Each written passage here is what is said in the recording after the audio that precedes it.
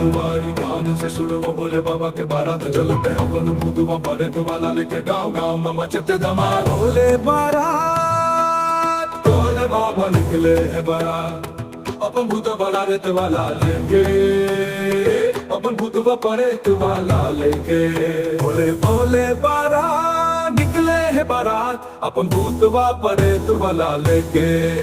बोले बोले बारात निकले है बारात, अपन भूतवा परेत वाला लेके। एक बड़े अंगना में बाजत है ढोल, गली गली में गूंजत है भक्ति के बोल। बोले बाबा के चरण में सब झूमत, माटी के सुगंध संग प्रेम के धूम। हमर भूतवा परेत पा जोरदार नाच दिखावे, हर कदम में ठुमका जी के रंग लजगावे। बारात में आवत है अनोखा अंदाज, बाजत है डमरू छत्तीसगढ़ी में बड़का शान के राज। बोले बारात निकले है बारात, अपन भूतवा परेत वाला लेके। बोले बाबा के दुल्हे है बारात, अपन भूतवा परेत वाला लेके।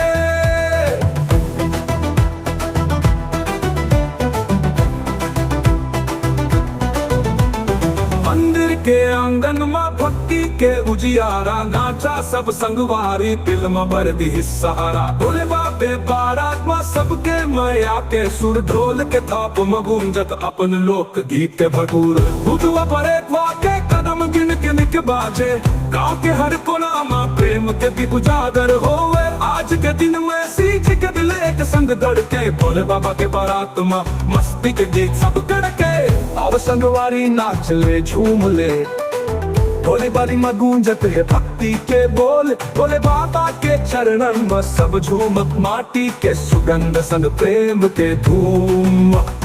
हमर भूतवा परेत पा जोरदार नाच दिखावे, हर कदम में ठुमका जी के रंग लजगावे। बारात में आवत है अनोखा अंदाज, बाजत है डमरू छत्तीसगढ़ी में बड़का शान के राज। बोले बारात निकले है बारात, अपन भूतवा परेत वाला लेके।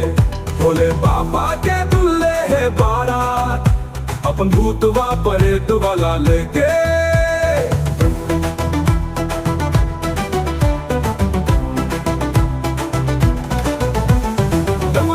झनकार संग प्रेम के बात कर, भोले बाबा के पुल में जीवन लो जाहिर।